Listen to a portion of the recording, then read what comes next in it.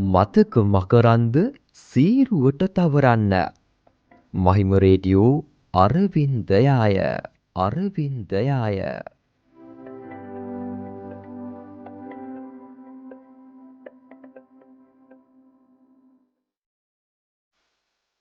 මතක මකරන්ද සීරුවට තවරන්න. අරවින්දයාය අපි අදත් ආරම්භ කරන්නටයි මේ සූදානම.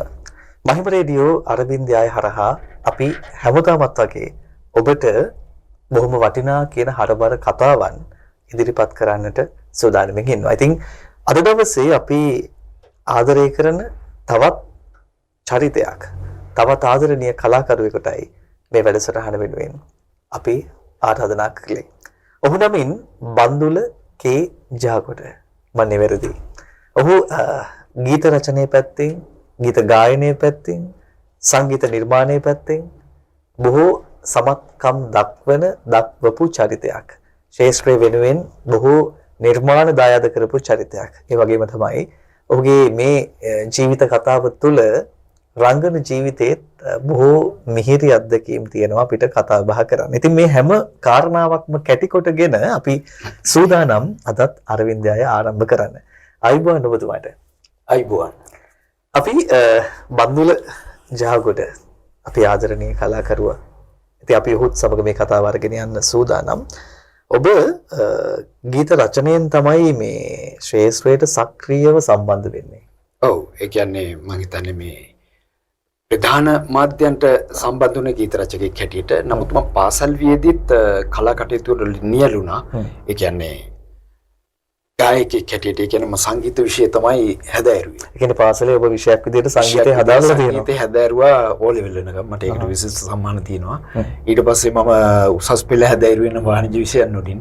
සංගීතයේ ඇඟෙන් ගියත් මේ විෂයක් හැටියට ගියත් ඒක ඇඟේ තිබුණා මත්යන් වෙලා වගේ. ඉතින් නැවතත් මම උසස් පෙළ මේ සාමාන්‍ය පෙළ කරේ බොහොම සීත පළාතක අපුතලේ හල්දුම්මුල කියන ග්‍රාමයේ කළුපහන මහාවිද්‍යාලයේ තමයි මම ඉගෙන ගත්තේ. ප්‍රාථමික අධ්‍යාපනය කියන්නේ මම පොඩි කාලේ ඉඳලා මේ සාමාන්‍ය පෙළ වෙනකන් ඉගෙන ගත්තේ පාසලේ. ඉතින් හරිම සුන්දර පළාතක තිබිච්ච පාසලක්. ඒ ගුරුවරු හරි කැපවීමෙන් උගන්වපු පාසලක් තමයි ඒක.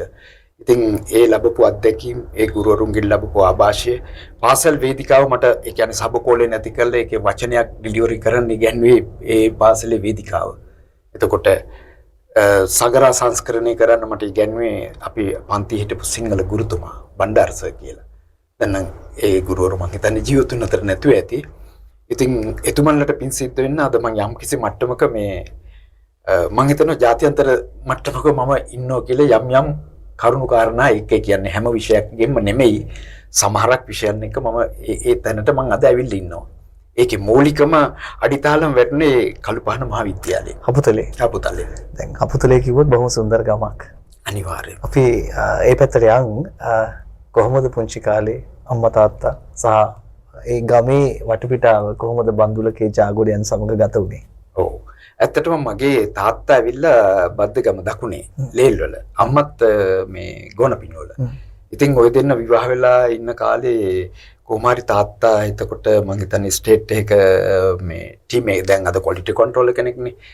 ඒ තනතුරෙන් එයාව වෙනම ට්‍රාන්ස්ෆර් එකක් හම්බෙලා මෙයා යනවා හපුතලයට. හපුතලයට ගියාම තමයි මාව හම්බ වෙන්නේ. ඒ කියන්නේ පවුලේ බාලේ හැටියට මාව හම්බ වෙන්නේ හපුතලයේදී. ඒක නිසා තමයි මම හරි කළුපහන මහාවිද්‍යාලයට යන්නේ. ඊට පස්සේ උසස් පෙළ හදාරන්න මම කොළඹ එනවා. මොකද අපේ නෑ පරපුරම සහෝදර සහෝදරි ඔක්කොම ජීවත් වුණේ කොළඹ. ඉතින් ඒකෙන් තමයි පිළියන්දර සෙන්ටරල් එකෙන් තමයි උසස් පෙළ හැදෑරේ. ඒතකොට දැන් සාමාන්‍ය පෙළ වෙනකන් සංගීතයේ විෂය හදාරලා උසස් පෙළට ඇයි වාණිජ්‍ය විෂයක් තෝරගත්තේ? ඒක තමයි ඒකත් විශේෂ කාරණා. මොකද මම කළුපහන මහාවිද්‍යාලයේදී මම විතරයි විද්‍යා විෂයන්ගෙන් සමත් වුණේ. බයෝ සයන්ස් කරන්න පුළුවන් විදිහට. අනිත් අය මේ බයෝ සයන්ස් කරන මට්ටමට පාසල තිබ්බේ නැහැ. ඉතින් ඒකෙදි හිටපු මගේ විද්‍යා ගුරුතුමා කිව්වා මට විතරක් හරි ක්ලාස් එකක් පටන් ගන්නවා කියලා. නමුත් පටන් ගන්න පාටක් වෙනුනේ නැහැ. මොකද අර ඒ කාලේ ඉලෙක්ෂන් 1977 ඉලෙක්ෂන් එකක් තිබිලා මේ විදුහල්පතිවරු මාරු වෙලා ඒ වගේ ගැටලුත් එක්ක මට සිද්ධ වුණා මාස 3ක් විතර මේ වාණිජ්‍ය විෂය හදාරන ඉස්කෝලේදී. ඊට පස්සේ මට ඉතින් හරියන්නේ නැහැ මං ආස විෂය අරගෙන ඔව් මගද මගේ අරමුණ තිබුණේ එක්ක ඉංජිනේරුවෙක් වෙන්න එක්ක වෛද්‍යවරයෙක් වෙන්න ඒ වගේ ටිකක් වෙනව ටාගට් බලාපොරොත්තුකුත් තිබුණා සංගීතය මගේ නිකන් හොබි එක වගේ තිබුණේ නමුත් සංගීතාචාර්යතුමිය අපිට හිටපු සුනීතා ටීචර්ද කොහෙද එයා මට දුම ඉදිරියට බල කළා හොරණ ශ්‍රීපාලියට ඇතුළත් වෙන්න කියලා උසස් පෙළ සංගීතයෙන් කරන්න. නමුත් මගේ අරමුණ අරක නිසා මම පිළියන්දලට ඇවිල්ලා පිළියන්දල සෙන්ටරල් එකට ගියා ඇතුළත් වෙන්න හිතාගෙන විද්‍යාවිෂන් හදාන්න. නමුත් එතකොට සිලබස් එක මට අල්ලගන්න පුළුවන් තත්ත්වයක නැහැ ගොඩක් දුර ගිහිල්ලා. ඊට පස්සේ වාණිජ්‍ය විෂයන් ඇහුවේ ඊට මාස 3කට විතර පස්සේ එන ප්‍රශ්න වගේක් තමයි ගුරුතුමා මගෙන් අහන්නේ. ඒවට උත්තර දුන්නාම එයා කිව්වා ඔයා හරියන්නේ වාණිජ්‍යන්ත්‍රයට කියලා. ඒ කියන්නේ අර ගැමි පරිසරයේ පාසලකයි කොළඹ පාසලකයි අතර තියෙන අධ්‍යාපන ක්‍රමයේ වෙනස තමයි ඒක. ඒ කියන්නේ අර පාසල් වල හොඳට උගන්වනවා මේ පාසල් වල තියෙන්නේ මේ අධ්‍යාපනයට වැඩිය ක්‍රීඩා ප්‍රසංග අර මේවා වෙන වෙන පැතිකඩයක්. ඉතින් ඊට පස්සේ ඉතින් මම වාණිජ්‍ය විෂයන් හැදෑරුවා පිළියන්දල සෙන්ටර් එකේ. එතකොට දැන් අර තිබ්බ බලාපොරොත්තු වලට මොකද උනේ? ඒ බලාපොරොත්තුව ඉතින් හිතෙන් පහ වෙලා ගියා. ඊට පස්සේ ඉතින් මොකද මගේ ලොකු අයියා තෝමස් තිලකරත්න එයාව කෙටියෙන් හඳුන්වන්නේ T2 කියලා. ඔහු තමයි ලංකාවේ චිත්‍රපටයකට පළවෙනි ස්ක්‍රීන් ප්‍රින්ටින් පෝස්ටර් එක නිර්මාණය කරේ පටාචාරා මං ඉපදිලා අවුරුද්දෙන් 1963. ඉතින් ඊට පස්සේ ඉතින් එයාගේ දැන් කොළඹාවට පස්සේ දැන් එයාගේ ළඟටත් යනවා. එයාගේ ළඟට ගියාම මට හමුණ ගැහෙන්නේ නාට්‍යකරුවෝ චිත්‍රපටිකරුවෝ ඒ වගේ බොහොම කලාවට සම්බන්ධ පුජ්‍යලෝනේ. ඉතින් ඒවත් එක්ක මම අර කලාව පැත්තට නැවතත් යොමු වෙන්න ගත්තා. ඒ ආසාවේ කැමැත්ත එතකොට දැන් අම්මා සහ තාත්තා කලාවට සම්බන්ධද නැත්නම් ඒ අයට එයාගේ විරුද්ධත්වයක් තිබෙන්නේ? එහෙම නෑ. මොකද මගේ ලොකු අයියත් දක්ෂ කලාකරුවෙක් නිසා අනික තාත්තා හොඳ කවිකාරයෙක්. අට හොඳට ලියන්නත් පුළුවන් කවි ගායනා කරන්නත් පුළුවන්. ඉස්සර ගමට ඇහෙන්න කවිකොල ගෙනල්ලා ගියවන එයා. ඉතින් එහෙම චරිතයක්. ඉතින් ඒක නිසා මට මුලින්ම ගීතයක් ලියන්න මේව කරත් එයා තමයි. මොකද මං දැන් කසාද බඳලා ඉන්න මගේ බිරිඳ මගේ ඇවැස්ස නෑන මං එයාට ලියුමක් ලියලා ඉන්නකොට මගෙන් තාත්තා අහනවා හිනි පුතේ ඔය චන්ද්‍රට නේද ලියන්න මගේ නෝනා කෙනා චන්ද්‍ර. ඔව් තාත්තේ. ඔකට මෙන්න මේ කවිය ලියන්න කියලා එයා මට කවියක් කියනවා පියාදරලන්දේ අසනුවේ දුකමි මගේ ලියා අයවන්ටත් බැරි දුක වැඩිය මගේ තුරන් වී සිටින හන්දයි මෙවන් දගේ රූබලා සිටීමේ එනතුරු තැපැල් මගේ. ඒ කියන්නේ පී අකුර ඒ වගේ අකුරු ටික පාට කළ බැලුවහම පිළිතුරු බලා සිටීමේ එනතුරු තැපැල් මගේ. මම බැලුවා මේක මරු මමත් එක කිව්වා තාත්තා කියලා දුන්නේ ඒක. මම එකක් ලිව්වා. හැබැයි මගේ දැන් මට ඒ වචන ටික මතක නැහැ ගෙදර ඇති. සමා වෙනු ලඳේ පිළිතුරු පමා වුණා. මුල් අකුරු පෙළි පහළට කියවුවාම සමා වෙනු ලඳේ පිළිතුරු පමා වුණා. තාත්තක බල්ලා. ඉන්නේ පුතේ ඔයා ගයන්න. හැබැයි ඊට ඉස්සෙල්ලා ලියන්න කිව්වා. ගහන්න කලින් ලියන්න කියලා කිව්වා. ඒකෙන් තමයි ලියන පැත්තට යොමු වුනේ. එතකොට දැන් ඔය චන්ද්‍ර එහෙම නැත්නම් බිරිඳ ඔව් දැන් ඔය තාත්තා ලියලා දීපු කවිය දන්නවද තාත්තා ලිව්වේ කියලා? ඔව් මම ඉතින් එයාට සත්‍ය කියන මෙන්න තාත්තා කිව්වා මේක මෙහෙමයි කියලා. ඉතින් අපි ඇත්තටම අර තාත්තයි පුතයි කියලා මේවකක් නෑ. දැන් මගේ පුතත් එක්කත් මම ඉන්නේ එහෙම තමයි යාළුවෝ වගේ. ඒ ඇත්තීම තුල තමයි මේ පවුල් වල ගොඩක් ප්‍රශ්න ඇති වෙන්නේ. අර මේ අපි යාළුවෝ වගේ ඇසුරු කරනවා නම් තාත්තයි පුතාලා එහෙම වෙනස්කමක් නැතුව මුළු ජීවිතේ පුරාවටම බොහොම සාමින් ඉන්න පුළුවන් හැමෝටම. වටිනා ආදර්ශයක්. දැන් තාත්තා කිව්වනේ ගයන්න එපා පුතේ ලියන්න කියලා. ඔව් ලියන්න පටන් ගත්තා. ඔව් ලියන්න පටන් ගත්තා. මම මුලින්ම ලිව්වේ හින්දි තනු වලට. ඉතින් ওই කාලේ ගායන ශාස්ත්‍රයේ මං ජෝතිපාලට තමයි මගේ භක්තිය තිබුණේ. ජෝතිපාලට පුදුම ආදරයක්. මං හැමදාම හිතපු දෙයක් තමයි අනේ ජෝතිපාල වගේ ගීතයක් ගයන්න පුළුවන් නම් මට ජෝතිපාලට ගීතයක් ලියන්න පුළුවන් නම් මට එතකොට විජේ කුමාර වගේ චිත්‍රපටි කුමාරතුංග වගේ චිත්‍රපටියක රඟපාන්න පුළුවන් නම් කියලා සිහින තිබුණා. ඒ සිහින තමයි මම මෙතෙන්ට ගෙනාවේ. නමුත් ඉතින් ඒ සිහින තිබුණේ හපුතලයේදී. ඊට පස්සේ කොළඹ ආවට පස්සේ ඈත් වෙලා ගියත් අර පරිසරයට මොහු වෙන්න ගත්තා. ජෝතිපාල වැස්තිකට දකින්න ගත්තා. විජේ කුමාරතුංග දකින්න ගත්තා. ඒවත් එක්ක තමයි අර ජෝතිපාලට ආදරය කිරීම තුළ ඒ කාලේ ජෝතිපාල ජීවතුන් අතර ඉන්න කාලේ ජෝතිපාලයන්ගේ ගීත ගායනා කරපු ගායකයෙක් තමයි එච්.ආර්. සොයිසා. ඔහු මගේ ගේ නිවස අසලට පදිංචියට ආවා. මම ඔහුට හින්දි තනු කීපයකට ගීත කීපයක් ලියලා දුන්නාම ඒවට හොඳ ප්‍රතිචාර තිබුණ වේදිකාවේ.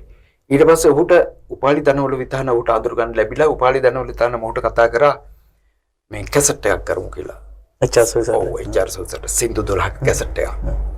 ඊට පස්සේ උපාලි දනවල විතාන මට සින්දු 6ක් කියලා තුන හින්දි තනු 6ක් ලියන්න කියලා. මම ලිව්වහම ඒක බලලා මෙයාටම දෙන ඔක්කොම ටික ලියන්න කියලා සින්දු 12ම ලිව්වේ මම මේ මදුසංක. ඒ කියන්නේ කැසට් එකටම ඒ කැසට් එකේ මදුසංකේ කියන්නේ මං හිතන්නේ ආඳුනිකෙක් ලියාපු පළවෙනි කැසට් එක. ඒකත් මම හිතන්නේ ලැබිච්ච වටිනා අවස්ථාවක්. වටිනා අවස්ථාවක්. ඒ කියන්නේ ඒ කාලේ ඔය සමහරක් ඔය ප්‍රවීණයි කියන කට්ටිය නවකයෙකුට එන්න දෙන්නේ නැහැ සමහර කාලේ. නවකයෝගේ නිර්මාණ අරගෙන තමන්ගේ කියලා දාගත්ත යුගයකුත් තිබුණා. එහෙම දෙයක් වුණා ඒක 1987. දැන් එතකොට දැන් ඔබට එහෙම අවස්ථා හම්බ වෙනවා. දැන් ඔබ හපුතලේ ඉන්නකොට ඔබේ හිතේ තිබ්බ බලාපොරොත්තු ඔබ කොළවට ආවට පස්සේ මල්පල ගන්නන්න අනිවාර්යයෙන් සිහින සැබෑ කරගන්න අවස්ථාව හම්බුණා. HR ජෝතිපාල කියලා කියන්නේ ලංකාවේ සුවහසක් අපේ ආදරණීයයන් ආදරය කරන චරිතයක්. එතුමා සමග ඔබට කටයුතු කරන්න අවස්ථාවක් ලැබුණා. මොකද දැන් උපාලි දනවලි උතානේ කැසට් කරාට පස්සේ උපාලි දනවලි උතානගේ ඇඩ්වර්ටයිසින් ඒජන්සි එකක් තියෙනවා නිවීර ඇඩ්වර්ටයිසර්ස් කියලා. ඕකේ සහාය පිටපත් රචකෙක් හැටියට මාව ගත්තා. ඉතින් ඒ අරගත්තට පස්සේ ඉතින් ඒ රෙකෝඩින්ස් වලට යනකොට ජෝතිපාලයන්ගේ සින්දු රෙකෝඩින් වලදී හැම දෙයකදම මම යනවා උපාලි දනවලි තානත් එක්ක. එතකොට විජේ කුමාර් තුංගෙන් හම්බ වෙනවා, ජෝතිපාලෙන් හම්බ වෙනවා. සිලොන් ස්ටුඩියෝ එකේ තමයි බොහෝ දුරට අපි කාලය ගත කරේ වැඩිපුර ඊළඟට ගුවන්විදුලි.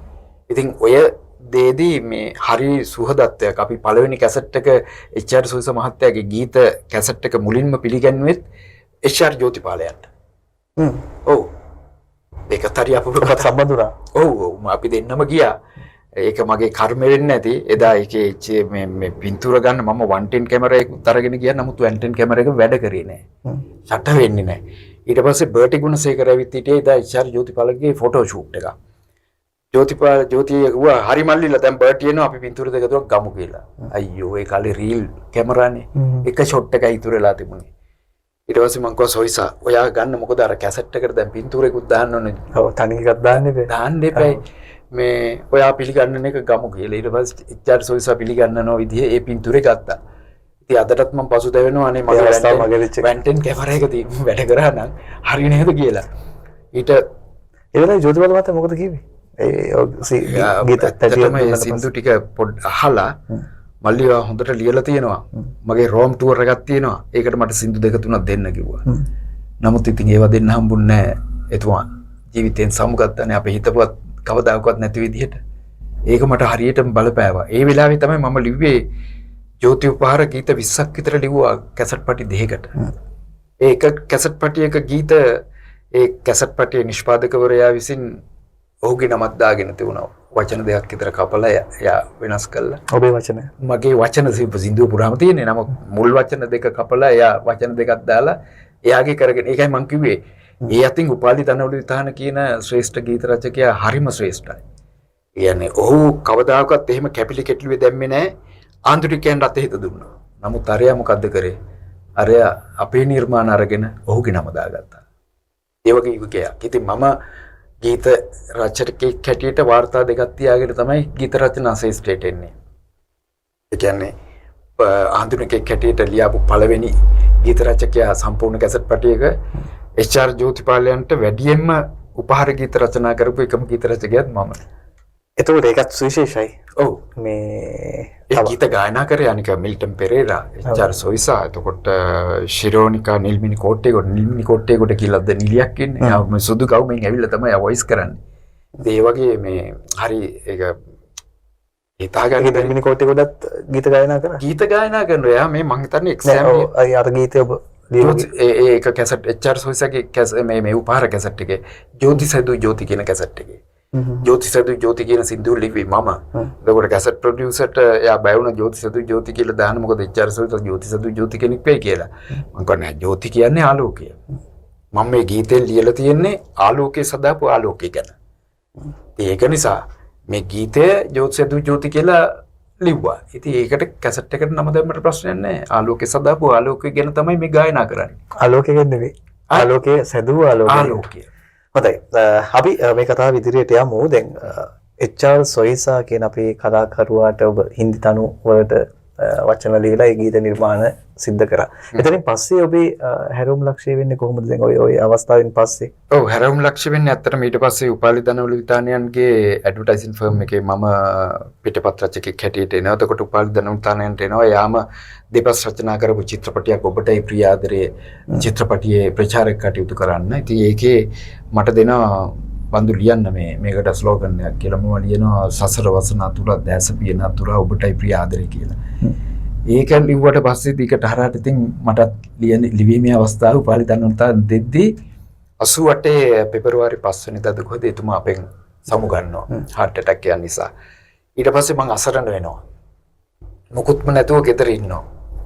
ඔහොම ඉන්න කාලේ ඉතින් එතකොට මං ශශි විජේන්ද්‍රලා එහෙම අසුරු කරලා තියෙන ඉතින් අපි අර උපාලි දන්නවතානත් එක්ක ඉන්න කාලේ ශශි විජේන්ද්‍ර මට හම්බ වෙනවා ස්ටුඩියෝ එකකදී. ස්ටුඩියෝ එකකදී ඒත් සොයිසගේ මං හිතන්නේ කැසට් එක මොකක් හරි රෙකෝඩින් එකකට ගිහිල්ලා.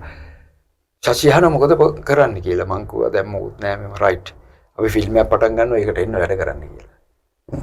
මට ඊට පස්සේ ස්ක්‍රිප්ට් එකක් ලියන්න කියනවා. ටාසන් ස්ටෝරි එක. මම ඒක ලියනවා.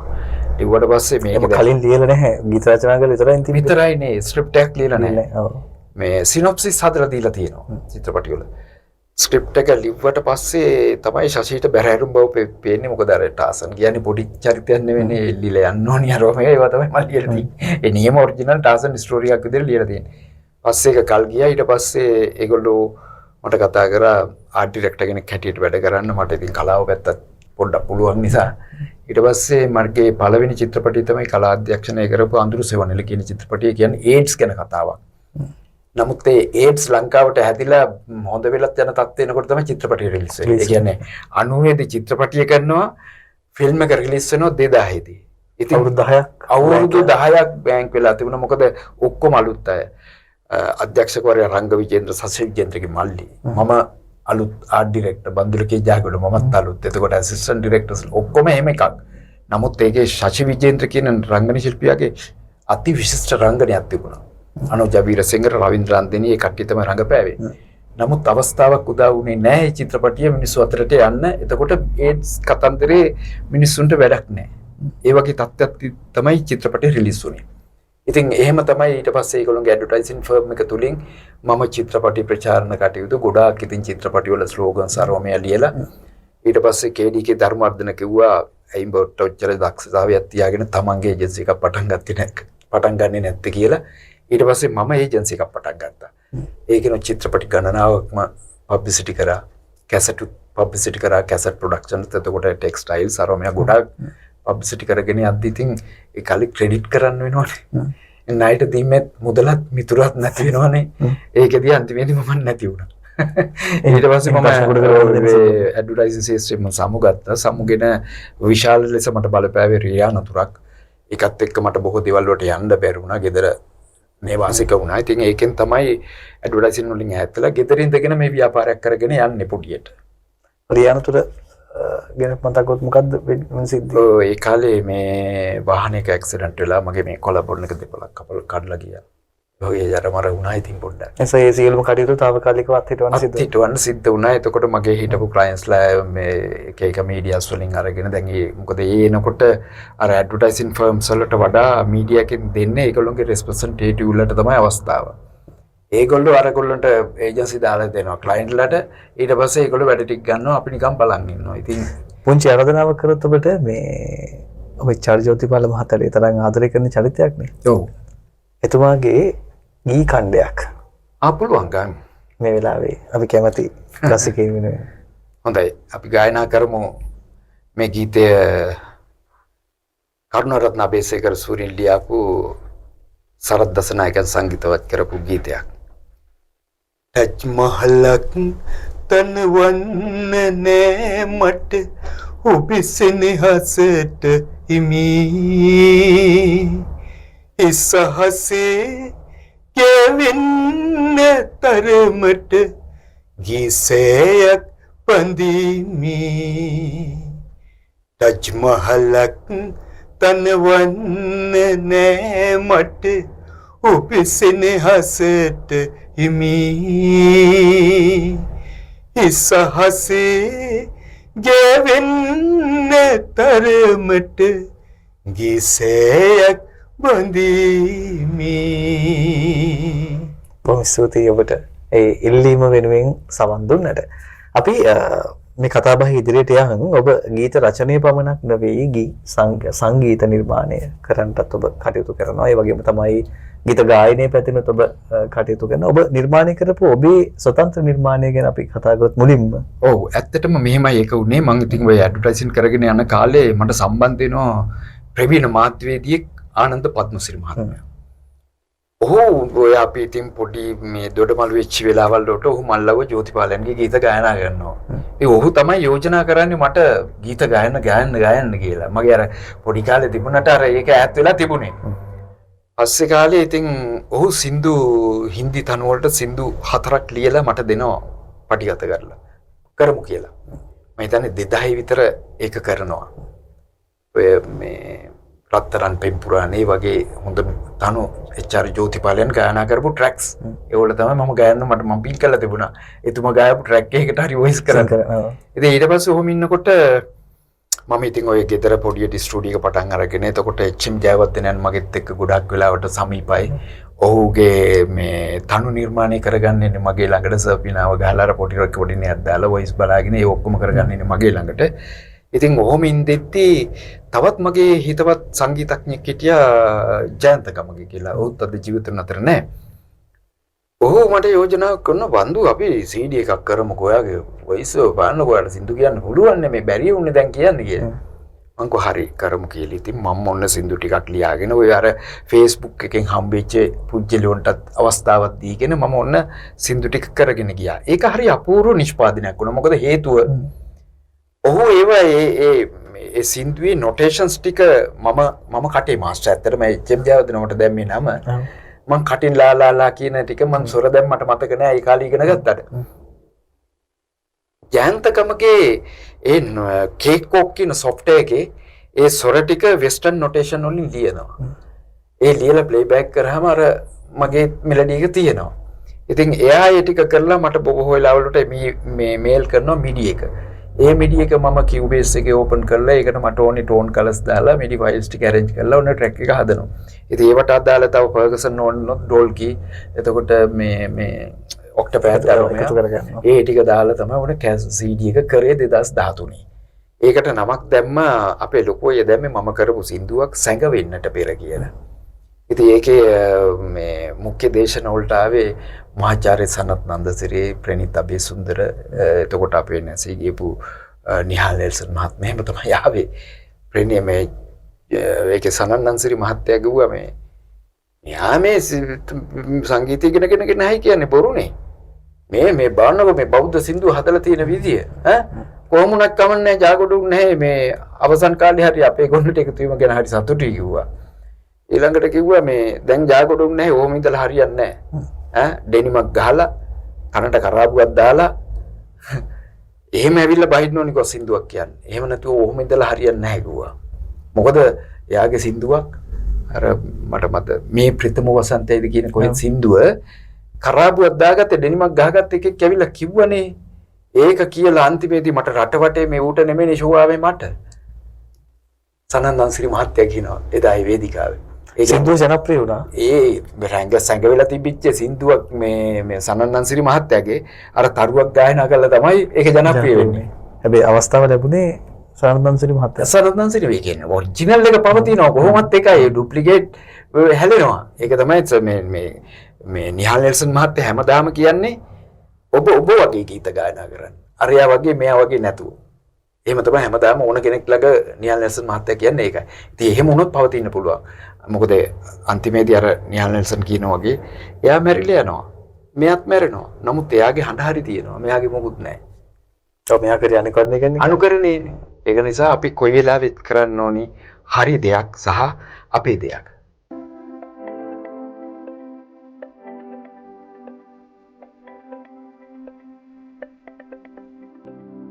මතක මකරන්ද සීරුවට තවරන්න. මහිම රේඩියෝ අරවින්දයාය.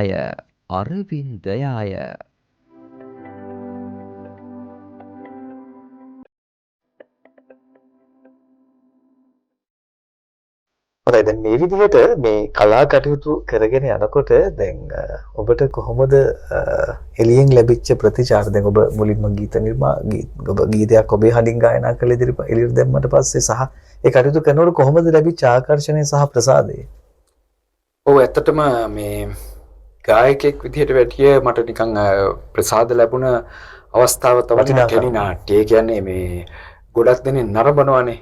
මොකද මම ඇඩ් කරා ටිකක් ප්‍රසිද්ධ නාට්‍ය කීපයකම බට්ටි නිලංජනා කියන නාට්‍යය මම OIC කෙනෙක්ගේ කැරක්ටර් එක මං හිතන්නේ අවුරුද්දක් විතර එක දිගට කරා.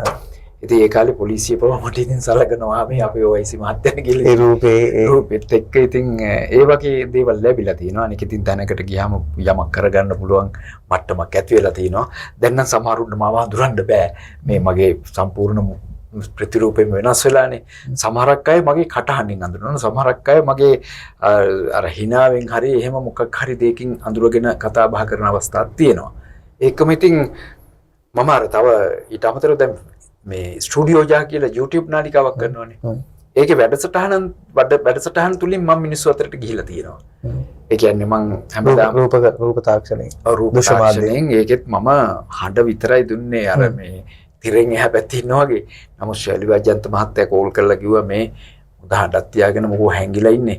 ඔගේ පින්තූරයක් හරි දාපන් අන්තිමට කියලා. ඊට පස්සේ හැම වැඩසටහනකම මම මගේ පින්තූරය විතරක් දානවා. දැන් මම ඉදිරියේදී මම බලාපොරොත්තු වෙනවා මේ සබ්ස්ක්‍රයිබර්ස්ලා ලක්ෂයක් විතර වුණාට පස්සේ මේ වගේ වැඩසටහන් ටිකක් කරන්න පටිගත කරන්න. ඔව්.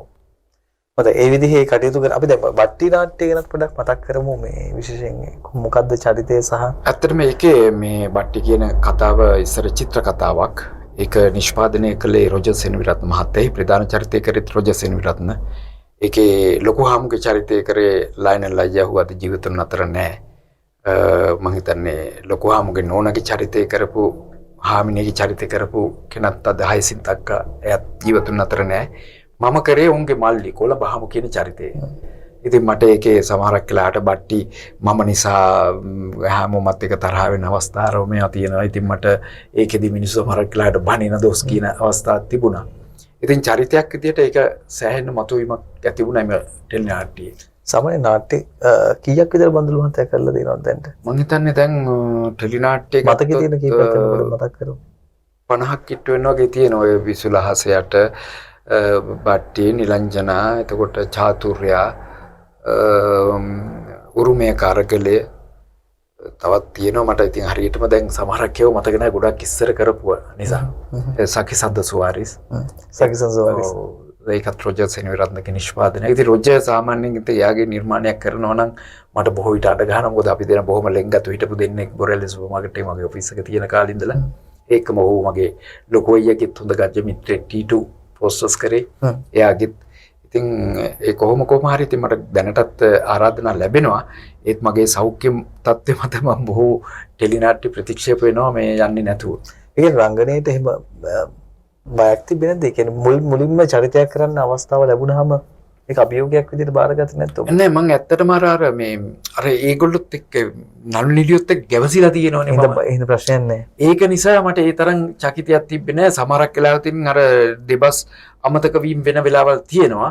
මේ නමුත් පසු කාලීනව ඒකත් හදාගත්තා. ඒ කියන්නේ දැන් අපි මේකෙම තියෙන දෙබස කටපාඩම් කරන්න ගියාම තමයි අමතක වෙන්නේ. පස්සේ ඒක දිහා බලලා මට තේරුම් ගන්න පුළුවන් වුණා මේක මගේ විදිහට කියන්නේ මේ સિદ્ધාන්තේ ඔළුවට අරගෙන ඒක මගේ විදිහට ඩයලොග් එක ඩිලිවරි කරන සමහරක් අය නම් අරක මිල්ලන අයත් ඉන්න අධ්‍යක්ෂකවරු. නමුත් ඒකට සාපේක්ෂව අපිට ඉතින් බොහෝ දේවල් දෙන්න පුළුවන්. අපිත් අර ලියන කියන මිනිස්සු නිසා අරකට ඒකට ගැලපෙන්න දෙයක් හරියට දෙනවා. ඉතින් ඒ වගේ දේවල් වෙද්දී අර තිබුණු මේවක නැතුව ගියා. සබකෝලී කියන එක නම් මට නැති වුණේ ඇත්තටම මේ ඉස්කෝලේදී. මම ඒ කියන්නේ මං කිව්වේ අර කළුපාන මහාවිද්‍යාලයේ මුංචි කාලේදී පොඩි වේගුලන ගතිය බයක් ගරෝමයක් තිබුණා. පස්සේ ඒව නිකන් අර තුරන් වෙලා ගියා. ඉතින් ඒවට අර පසුබිම එකම දේ තමයි අර මං හිතන්නේ ඒ පිරිසත් එක්කම නිතර දෙවේලේ ඉන්නකොට අපිට අර ඒක ඒ සබකෝලේ කියන එක නැතු යනවා. ඒ පිරිස නැතු අලුත් පිරිසත් එක්ක වැඩ කරන්න ගියාම තමයි පොඩි චකිතයක් ඇති වෙන්නේ. නමුත් ඉතින් සමහරක් අධ්‍යක්ෂකව දැන් මම නිලංජනා කියන නාට්‍ය වැඩ කරේ දෙමළ අධ්‍යක්ෂකවරයෙක් යටතේ. ඔහුගේ භාෂාව තේරෙන්නෙත් නැහැ. ඔහු කියන සමහරක් වෙලාවට ඉංග්‍රීසි දේවල් තේරෙන්නෙත් නැහැ. ඉතින් කොහොම හරි ඉතින් ඒකේ සහාය අධ්‍යක්ෂකවරයා දෙන දේ තුල තමයි අපි කරන්නේ. සමහරක් වෙලාවට සහාය අධ්‍යක්ෂකවරයා වැරදිලා දුන්නොත් ඉවරයි. අරයට කේන්ති යනවා. එන්නඩා කියලා ඔළුව අත තියාගන්නවා. ඉතින් මේ වගේ අවස්ථා තියෙනවා. නමුත් පසුව ඔහු මාව නිකන් මං කොහේ හරි ඉන්නවා නම් මොන හරි දෙයක් කතා කරගෙන ඉන්නවා මාව ෆලෝ අප් කරලා මගෙන් අන්නේ දේවල් බලාපොරොත්තු වුණා. සරල කියන්නේ මවා ගත්ත එකක් නැතුව. ඉතින් මං ඒ දේ එයාට දුන්නා. ඉතින් එයා මට සමහරක් අවස්ථාවල මට ඉතින් කියනවා මේ ඉන්දියා යන් මම ඉස්සර මිනිහා ලයිට් බෝයි ඉඳලා ආපු කෙනෙක්. මේ යන් ගිහිල්ලා ඉන්දියාවේ වැඩ කරලා එමු අරවම කියලා ඉතින් එයාට අර පොලිස් කැරක්ටර් වලට මගේ කැරක්ටර් එකට හරි ආසයි. එහෙම දේවල් තිබුණා. ඒ ඔය කතාව ඒ විදිහට බොහොම රසවත්ව කරගෙන යනකොට දැන් ඔය ජීවිතේ ඔබට රංගන ශිල්පීන් හම්බෙලා තියෙනවා, ශිල්පිනියන් හම්බෙලා තියෙනවා, ගායන ශිල්පීන්, ශිල්පිනියන්, ඒ වගේම සංගීත අධ්‍යක්ෂ බොහෝ දෙනා ඔබත් එක්ක වැඩ කරලා තියෙනවා සහ ඔබ සමීපව ආශ්‍රය කරලා තියෙනවා. ඒ අතරේ තියෙන සුන්දර මතකයන් මොනවද? අපි කතා කළොත් මෙන්න මේ වගේ මතකයන් මේ චරිතයත් එක්ක තියෙනවා. එහෙම තියෙන මතකයන් කීපයක් ගැන මතක වචනයක බට්ටියකේ දැන් මං මාත් එක්ක වැඩ කරා ගිහන් ෆෙනෑන්ඩු කියලා රංගන ශිල්පියා දන්නවනේ ගොඩක්. බඩ මහත්තයා. අනේ හරි හොඳ සහෝදරයෙක්. ඉතින් මාව සෙක්කු ගලේ ගහන්න තැනක් තියෙනවා. මෙයා උස්සලා මෙයා ගහන්න ඕනේ. මමත් එතකොට ටිකක් මහතයි. යට උස්ස ගන්න බෑ. ඒ වසන ඉතියම්මෝ ඉසියා. එහෙම තමයි සෙක්කු ගලේ ගහුවේ. ඒ වගේ දේවල් තියෙනවා ඉතින්. ඔයගේ තව තියෙනවා ඉතින් ඔය අමතක වෙන්නේ නැති අමතක නොවන දේවල් හැටියට නම්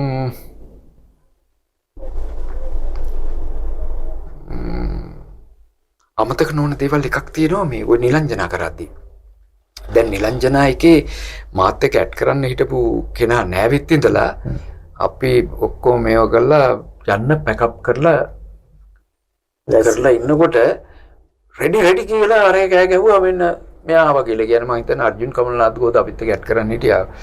දැන් අර ඔක්කොම මූඩ් ගිහිල්ලා දෙපසුත් අමතක වෙලා අපි ඉතින් පොඩි සෙට් වෙලා කට්ටියත් එක්ක ඉන්න වෙලාවේ මේක ඇඩ් කරන්න කිව්වහම දැන් ඉතින් පොඩ්ඩක් නාන්න උනා දෙපස්සේ මතක නෑනේ. අරයා ප්‍රොම්ප් කරනවා ආපහු ඩිලිවරි කරනවා.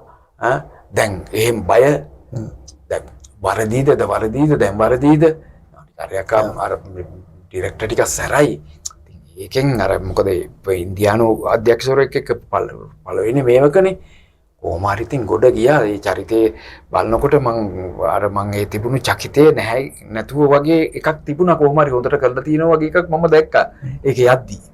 හොඳයි දැන් ඒ අතරේ මම ඔබෙන් ඇහුවොත් ජීවිතේ අමතක නොවන මතකයන් අතරේ දුක් වෙච්චම අවස්ථාව මම මේ දේ නොකළ නම් අද මම මේ වගේ දෙයක් මට ලබා ගන්න තිබ්බා. එහෙම ඔබ ඇත්තටම පසුතැවෙන දේ තමයි මම කළුපාන මහාවිද්‍යාලයෙන් අස්වෙච්ච එක. කළුපාන මහාවිද්‍යාලයේ වුණා නම් මම වෙන ගමනක් යන්න තිබුණා මට. ඒ කියන්නේ ඒ අධ්‍යාපන රටාවත් එක්ක මට බොහෝ දේවල් ඔළුවට දාගන්න තිබුණා ඒ පරිසරයත් එක්ක. නමුත් ඒකෙන් මේ මිදිලාර මගේ අක්කා කෙනෙක් මාව එක්කන් ගියේ කෙලිම අම්පාරේ අම්පාරේ මධ්‍ය මහාවිද්‍යාලයට ඇතුළත් කරා. නමුත් ඒ කාලේ අම්පාර මධ්‍ය මහාවිද්‍යාලයේ හොස්ටල් නැතුව ගියා. ඒක නිසා තමයි පිළියන්දලට ආවේ. නමුත් පිළියන්දලට එනකොට මාස ගාණක් ඩිලේ වෙලා මගේ අර අරමුණු කරා යන්න බැරි වුණානේ. ඔතන තමයි මගේ පොඩි මේකක් තියෙන්නේ. ඒ වුණාට හැබැයි දැන් ඒක ගැන ඒ තරම් පංචස්ථාප වීමක් නෑ. මොකද මං කලාලෝකෙන් යම්කිසි ගමනක් ඇවිල්ලා තියෙනවා කියන සතුට මට තියෙනවා. දැන් ඕගොල්ලොත් එක්ක මෙහෙම කතා බහ කරලා මෙහෙම හම්බ වෙලා මේ වගේ වැඩසටහනක මේ රසිකාව ඉස්සරහට එන්න හම්බුනේ මං ගේ ආපු ගමන නිසා. ආපස්ස දිහා හැරලා බැලුවොත් සතුටුම වෙන අවස්ථාව මොකක්ද කියලා?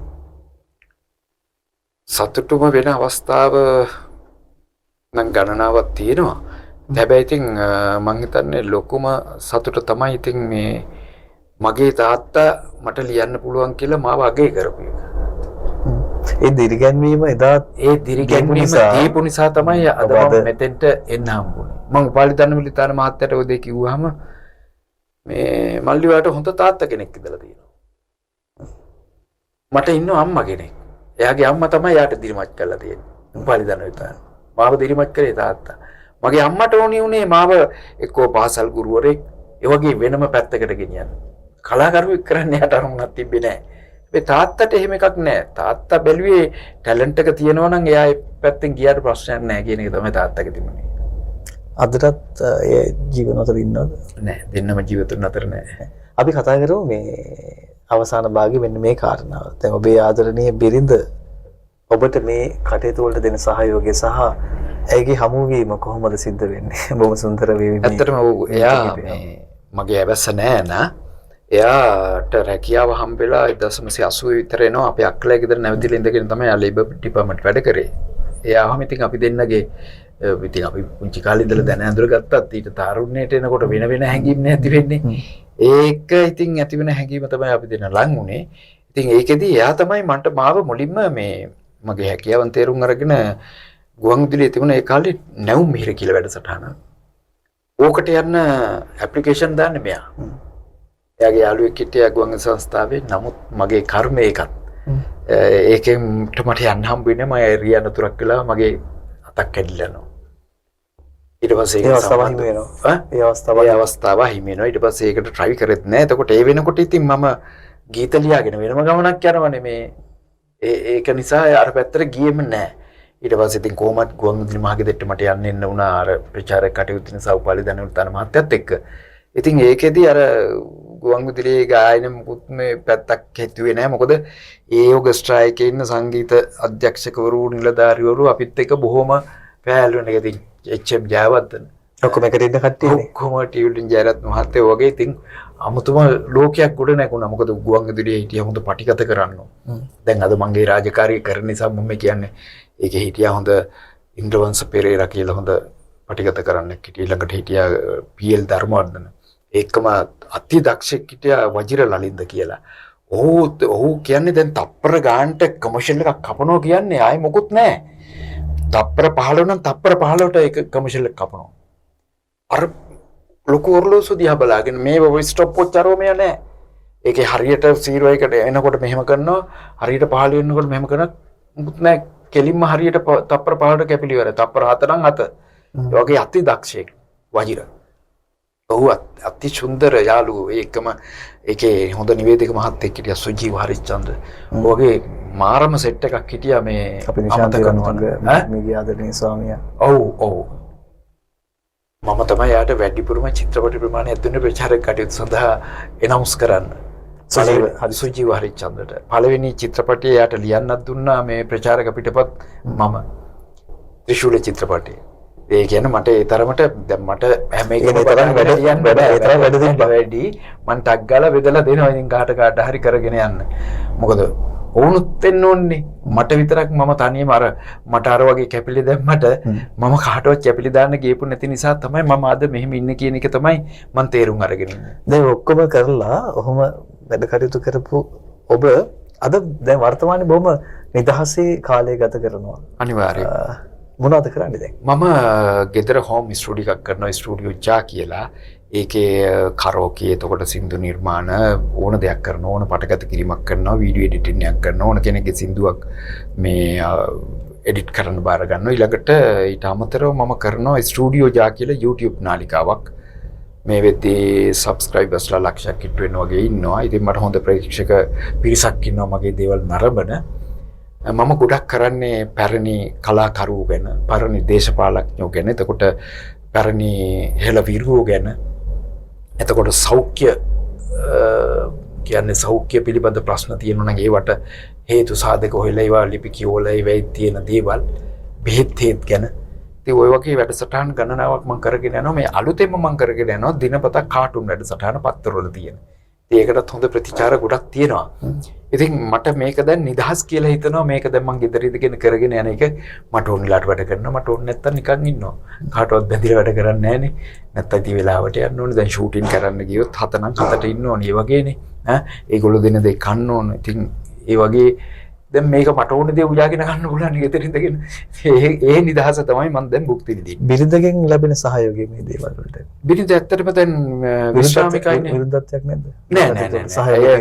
ඇය විශ්‍රාමිකයි. ඇය ඉතින් රාජ්‍ය සේවයේ වසර ගණනාවක්ම මම හිතන්නේ 80 ඉඳලා 2018 විතර වෙනකම් සේවා කාලේ. ඒ කාලේ ඇතුළත මට ඉතින් උදව්පතව කරන්න හම්බෙන්නේ නැහැ. ඔෆිස් යනවා මම ඉතින් මෙහෙ යනවා. මම මගෙත් ඉතින් ඔෆිස් එකේ ඉතින් බොරැල්ලේ දවල් සුපර් මාකට් එකේ තිබුණා. ඒ වගේ කාලේ නමුත් දැන් සහයෝගය නිරතුරුව හම්බ වෙනවා. එයාටත් ඉතින් එයා ඉතින් පින් දහම් පැත්තට ගොඩක් ලැබී ඒ වගේ දේවල් වලට ඉතින් අතහිත දීගෙන දෙන්න දුක සැප බෙදාගෙන එක දරුවයි ඉන්නේ. එයා විවාහ වෙලා ඉන්නේ. ඉතින් බොහොම සතුටින් සාමෙන් ඉන්නවා. හොඳයි. එහෙම තමයි මේ කාල සීමාව ගත වෙන්නේ. ඉතින් ඕන කෙනෙකුට ගීතයක් නිර්මාණය කරන ඕන කටයුත්තකට ඔබතුමාව සම්බන්ධ කරගන්න පුළුවන්. අනිවාර්යෙන්ම පුළුවන්. මම දුරකථන අංකය ඕනනම් කියන්නම් 07180යි 11යි 624 07180යි 11යි 624 ඔබට ගීතයක් නිර්මාණය කරගන්න ගීතයක් ලියව ගන්න එහෙම නැත්නම් තනුව පමණක් නිර්මාණය කරගන්න එහෙම නැත්නම් ඒ සඳහා සංගීතය කරලා ඒක පටිගත කරගන්න ඕනම වෙලාවක මගේ දුරකථනයට ඇමතුමක් දෙන්න පුළුවන් ඔබට අවස්ථාව වෙනුවෙන් හරි මේ විදිහට මේ කතා බහ තුළ අපේ අවසාන මිනිත්තු කිහිපය ගත වෙන නිසා මම ඔබෙන් අහන්නේ ජීවිතේ මොකක්ද දැන් ඔබෙන් කවුරු හරි කෙනෙක් ඔබට වරමක් දුන්නොත් මොන හරි අවස්ථාවක් දුන්නොත් ඔබ මොකක්ද ඉල්ලන්නේ මං ඉල්ලන්නේ ඇත්තටම HR ජෝතිපාල සහ විජේ කුමාරතුංග මේ කලා ලෝකෙට ආපහු ගෙනත් දෙන්න කියලා. මොකද හේතුව ඒ දෙන්න නැති වුණාට පස්සේ මිනිසුන්ට රස විඳින්න ගීතයක් නැහැ. හොඳ සිනමාවේ දකින්න රූපයක් නැහැ. අද මේ ගෙදර ආලින්දේ දකින්න රූපම තමයි අර හෝල් එකට ගිහිල්ලා බලන්න වෙලා තියෙන්නේ. ඒ විශේෂත්වයක් නැහැ මිනිසුන්ට. අද සමහරක් ටෙලිනාට්‍ය චිත්‍රපටි වගේ චිත්‍රපටි ටෙලිනාට්‍ය වගේ. ඉතින් ওই දෙක මිනිස්සු තේරුම් ගන්නේ කොහොමද කියලා හිතන්න බෑ. දැන් බොලිවුඩ් හොලිවුඩ් දෙමළ සිනමාව අපිට වඩා කොච්චර ඉහළින් ඉන්නවද කියලා හිතනවා. දැන් ඒ කාලේ තිබුණා අපේ ලංකාවේ සම්භාව්‍ය චිත්‍රපට වාණිජ්‍ය චිත්‍රපට කියලා දෙකක්. කාම චිත්‍රපටි තිබුණා. නමුත් අද වෙද්දි චිත්‍රපටි මොනවද කියලා හිතා ගන්න බැරි තත්යකටපත් වෙලා තියෙනවා. ඒ මං හිතන්නේ අරක දැන් මේ හොලිවුඩ් වල ගත්තොත් බොලිවුඩ් වල ගත්තොත් ඉන්දියාවේ ගත්තොත් දැන් ඒ සිනමාවේ රංගපාන නන්නිලියෝ ටෙලිනාට්ටු රංගපාන්නේ නැහැ. ඒක තමයි ඔබෙන් ඔය කාරණේ මතු කරන්නේ. ඒ කියන්නේ ඔබ කිව්වේ දැන් ආලින්දේ ඉන්න චරිතම තමයි අපි හෝල් එකකට රුපියල් 1500ක් විතර ගෙවලා බලන්න යන්නේ. ඒක වෙනසක් නැහැ. වෙනසක් නැහැ. එදා මුකුත් නැහැනේ අපිට. අපි මොනවද කියන්නේ අපි විජේ කුමාරතුංග කොහෙට හරි එනවා කිව්වොත් දුවන්නේ ආ උදේ පාන්දර ඉඳලා ඉන්නේ කොහේ හරි ෂූට් කරන. දැන් දියතරාවේ ෂූට් එකකට එනකොට මම අපුතලේ ඉන්න කාලේ ආරංචි ආවොත් පයින් බස් නැතත් කවන්නේ පයින් හරි යනවා අපි. ඒ බලන්න. එහෙම මේ කලාකරුවන්ට පුදුම අපිට ලැබියාවක් තිබුණා. අද එහෙම දෙයක් නැහැ. කිසිම මං හිතන්නේ මේ ගායකයෝ ටීවී වල නම් පෙන්න මේ සමාජ මාධ්‍ය වල නම් පෙන්නනවා. ඉතින් ඔය මල් දීලා පිළිගන්නවා රෝමයා මන් දන්නේ මොකද්ද කියලා. නමුත් මට නම් හදවතේ ගායකයා HR ජෝතිපාද. හදවතේ නළුවා විජේ කුමාරතුංග. ගාමිණී ෆොන්සේකත් ඔය අතර ඉන්න වීරයෙක් විදියට. හොඳ දක්ෂ රංගන ශිල්පියෙක් විදියට. නමුත් අපිට අපේ තාරුණ්‍යයට හා බැඳුණු එකම දෙපළ තමයි අර නිලියන්ගෙන් මාල්නි ෆොන්සේකා. අද නිලියෝ ඉන්නව ඇති වෙන්න. හැමතැනම නිලියෝ ටීවී channel එකක් ගත්තොත් මොන හරි ප්‍රෝග්‍රෑම් එකක් දැන් ගීත ගායනා කරන්නේ නළු නිලියෝ. ගායකයෙක් ගෙන්නනොත් බලන්න වැඩසටහනක ඔය තියෙන මේ රූපවාහිනී නාලිකාවල. දැන් ඔබතුමා මේ වැඩසටහන සදා අපි ආරාධනා කළා ගීතයක කොටසකුත් ගායනා කළා අපි ගැන විමසීමක් කරනවා. නමුත් ප්‍රසිද්ධ නාලිකාවල කවුද ඉන්නේ? හැමදාම එකම සෙට් එකක් හැම නාලිකාවකම ඉන්නේ එකම සෙට් එකක්.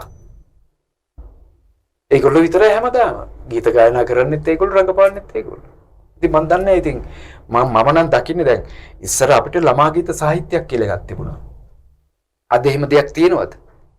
ඒක වෙලා තියෙන හේතුව තමයි අපේ දරුවන්ගේ දරුවෝනේ අද ඔය මේ රියැලිටි අරවට මේවට යන්නේ. නමුත් මේ ඒගොල්ලෝ දැන් අපේ මගේ දරුවා ගැන මම ආඩම්බර වෙනවා. එයා ඒ දේ ගැන හිතනවා. නමුත් දැන් ගොඩාක් දෙනෙක් ඒ දේවල් හිතන්නේ නැහැ. මේ ළමයා රියැලිටි එකට දැම්මොත් තමයි ගමනක් යන්න පුළුවන් කියලා හිතන්නේ. නමුත් ඒගොල්ලෝ හිතන්නේ මේ රටේ මේ ළමා ගීත සාහිත්‍යයට වෙන විනාශය. පුංචි ළමයෙක්ගෙන් අහනවා මහයුන්ගේ සින්දු.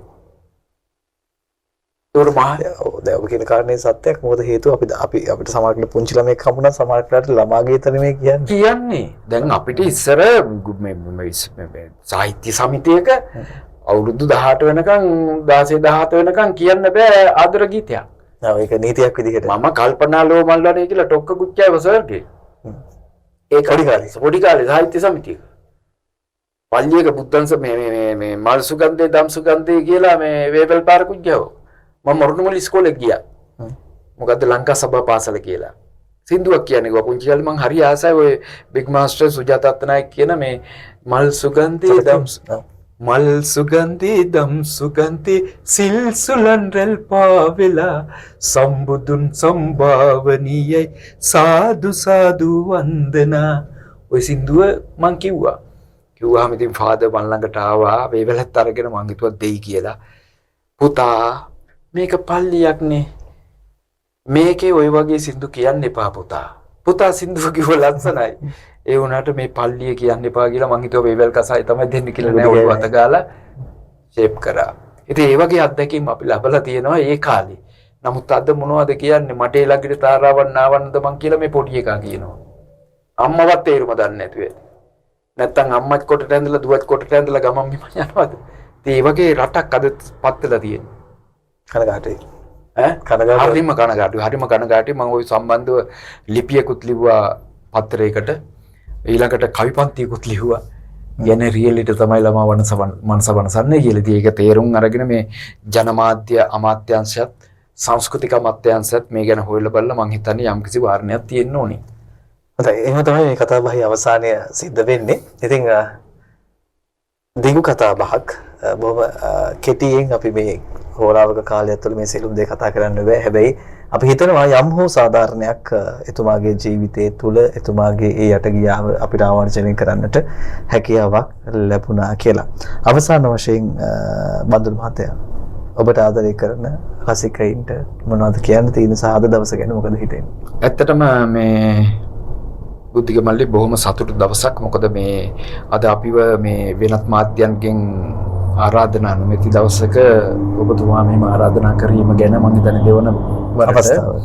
ඉතින් ඒ ගැන නම් මම බෙහෙම සතුටු වෙනවා. ඒ වගේම ඔබතුමාලා මේ කරන කාර්යය හොඳයි. මේ නව පරපුරට අතහිත දෙනවා. නව පරපුරට අපෙන් දෙන්න පුළුවන් දේවල් ටික මොන විදියකින් හරි ලබාගෙන මොන හරි ප්‍රකාශන හරි ලබා ගන්නවා. ඉතින් ඒ කාර්යය දිගින් දිගටම ඉදිරියට මීටත් වඩා සාර්ථකව කරගෙන යන්න හේතු වාසනා ලැබේවා කියලා මම ප්‍රාර්ථනා කරනවා. ඒකම රසික රසිකාවියන්ගෙන් ඉල්ලන්න කැමතියි. ඇත්තටම අපේ රටේ සංස්කෘතිය සભ્યත්වය ගැන ඕගොල්ලෝ දෙපාරක් හිතන්න. දරුවන්ට උගන්වන්න, වැඩිහිටියන්ට ගරු කරන්න. දරුවන්ට උගන්වන්න, ගුරුවරුන්ට ගරු කරන්න. මුල මතක තියාගන්න. අපි ලතාවල් පොලක ගීතයක් ගායනා කරාට කමක් නැහැ පුතේ. ඒකම දිගටම කියන්නේ නැතුව Tamanට කියලා ගීතයක් හදාගන්න. ඕන තරම් ළමා ගීත හදන්න පුළුවන් අය ඉන්නවා. හොඳට ලියන්න පුළුවන් අය ඉන්නවා ළමා ගීත. එතකොට අපිට ලියලා පටිගත කරපු ගීත තියෙනවා ළමා ගීත සාහිත්‍ය කියලා.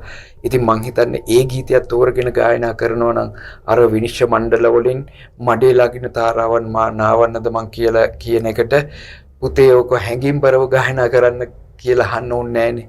ඒ ළමයා කොහොමද හැංගිම්බරව ගායනා කරන්නේ සින්දුවේ තේරුම දන්නේ නැතුව. ඉතින් ඒක නිසා අම්මේ තාත්තේ දුවේ පුතේ නංගි මල්ලි මං ඔයාලගෙන් ආදරෙන් ඉල්ලනවා මේ දරු පරපුරට එදා ඉතිහාසෙ තිබුණ ඒ සාහිත්‍ය රසය ලබා දෙන්න. මේ රියැලිටි කලාවත් එක්ක එක්කහුව වෙලා විනාශ කරන්න එපා දරුවන්ගේ අනාගතය. බොහොම ස්තුතියි ඔබතුමාට අද දවසේ අපේ මතක මකරන්ද තවරන්නට අරවින්දයයි වෙනුවෙන් සම්බන්ධ වුණාට ඔබට මේ වැඩසටහන තුළින් උගත ගත යුතු බොහෝ දේ තිබෙනවා කියලා අපි දන්නවා. ඉතින් ඒ නිසා මේ වැඩසටහන බොහොමදින් ඔබ ශ්‍රවණය කළා කියලාත් අපි දන්නවා. ඉතින් සුබ පැතුම් අදහස් එකතු කරපු හැම දෙනාටම ස්තුතියි. අද දවසේ අපි මේ වැඩසටහනින් සමු ගන්නට මේ සූදානම අද දවසේ අපිට සමග සම්බන්ධ වුණා රංගන ශිල්පී වගේම අපේ ආදරය කරන ගායන ශිල්පී ඒ වගේම තමයි ප්‍රවීණ ගේය පද රචක බන්දුල කේ ජාගොඩයන්. ඉතින් ඔබතුමා මේ කටයුතු වලට අමතරව ඔබතුමාගේ අර වෘත්තීය සහ ඔබතුමාගේ ඇඟේ තියෙන දේ තමයි ශබ්ද පරිපාලනය කියන කාරණේ. ඉතින් අපි ඒකත් මතක් කරන්නට ඕන. ඔබ දැන්ට කරන්නේ ශබ්ද පරිපාලන කටයුතු. ඉතින් ඉංජිනේරුවරයෙක් විදිහට. ඉතින් ඒ කටයුතු කරගෙන යනවා. ඉතින් ඉදිරි කටයුතු සාර්ථක වේවා. සියලු බලාපොරොත්තු ඉටු වේවා. තව තවත් නිර්මාණ කරන්නෙහි යෙදෙමින් අපේ කලා කෙතට නිර්මාණ දායාදයන් එකතු කරන්න ඔබට අවශ්‍ය ශක්තිය ලැබේවා කියලා අපි ප්‍රාර්ථනා කරනවා.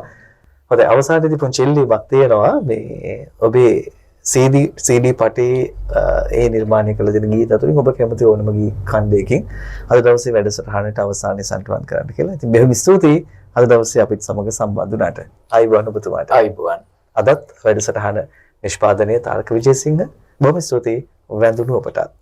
වද වෙලා පළක් නැනි ජීවිතෙන් බෙදෙනු වේ හිඳිමු අපි සමයෙන් කාසි වාසි ගැනම සිතා ශෝකයෙන් තැවි පලත් නෑයිමු සන්තෝෂයෙන් අද ඇති දේහෙට නැතිවන අද නැති දේහෙට ඇතිවන අටනොදහමින් කැරකෙන ලෝකයේ රූපය දිරවයි දින දින නාමය නොදිරයි කිසි දින එනමුත් දිලිසෙන සියල්ල රන් නොවේ වද වෙලා පලක් නෑනේ ජීවිතෙන් බේද නොවී හිඳිමු අපි සාමයෙන්